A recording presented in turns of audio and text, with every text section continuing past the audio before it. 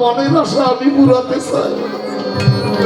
তুমি যদি পূজা দেবে আমার নাই অশ্বিনী ফাটা পায়ে পূজা দাও, যতবার দিতে ইচ্ছে হয় ততবার দাও, তাতে আমার কোনো আপত্তি নেই। গুরুচাঁদ ঠাকুর ডাক দিয়ে বলছে, সত্য বাবা তাড়াতাড়ি কথা নাও, আজকে আমাদের শুভ দিন এসেছে, আমরা একজন ভক্তের চরণ পূজা করব। হর পার্বতী যেমন আজকে বৈষ্ণব বৈষ্ণবী দ্বারা ভক্তের চরণ পূজা করবে জগতের কাজ।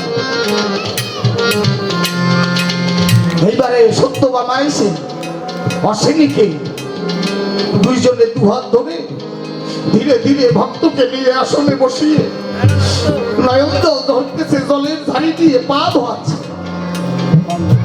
বসন নাই চুল দিয়ে সত্য বাবার চুল দিয়ে অশ্বিনীর চরণ মোছাচ্ছে।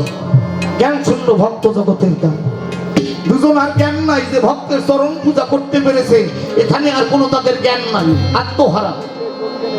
যখন ওই ফুল তুলসী এই দিয়ে সাজিয়ে অশ্বিনীকে যখন দুজনে ষষ্ঠাঙ্গে লোটাইয়ে যখন প্রণাম দিতে যায়, প্রণাম দেওয়ার পরে অশ্বিনী ডেকে ডেকে বলেছে, ও ঠাকুর তুমি যে পূজা দিলে প্রণাম দিলে তোমাকে আশীর্বাদ করবো না?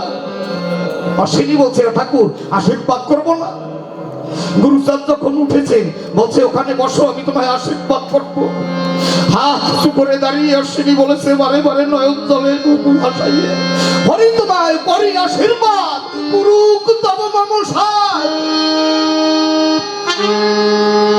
হরিকে আশীর্বাদ করতে পারে এই জায়গায় গিয়ে ভক্ত যখন বলতে যায় অকান্না প্রেম ভক্তির দায়, সেখানে আর কোনো দিনের মতো হয়ে যায়, উঁচু উঁচু বেতন জ্ঞান থাকে না জগতের দায়। এই যে প্রেম ভক্তি, অটুট ভক্তি যাহা, কত কথা এসে যায়, কিন্তু আজকে বড় ব্যথা এখানে যে সময়ের ব্যবধানে তা হলো না।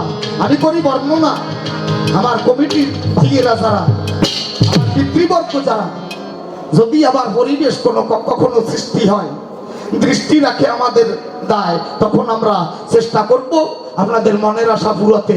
আমাদেরও আশা পূরণ হয় নাই, কারণ হরিলীলা লীলার মধ্যে ঢুকলে পরে আলোচনায় ঘন্টার পর ঘন্টা গেলেও এর কোনো শেষ নাই, একেবারে শেষ নাই। তা যখন আনমনা ভক্তরা হয়ে যায়, আমরা এখন মিলনের দিকে যাই। কি বলেন বাবুরা, কি বলেন? এখন মিলন দেই না কি বলেন?